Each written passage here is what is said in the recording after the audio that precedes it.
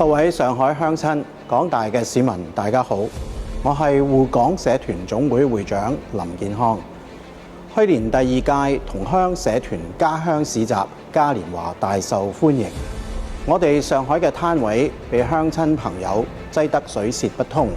希望今年大家再接再厲，將第三屆同鄉社團家鄉市集嘉年華辦得更精彩。上海同香港血脈相連，東方明珠同埋東方之珠互相輝映。近年上海積極發展新科技產業，激活國家新增生產力。上海市地區生產總值更係位列全國前列，因此我哋作為上海嘅香港社團，亦倍感自豪，必定會喺今屆家鄉市集中積極推廣上海，讓更多香港嘅市民認識上海、欣賞上海，最後愛上上海。今年嘅家鄉市集，我哋上海嘅口號係一眼認出上海，一瞬走進江南。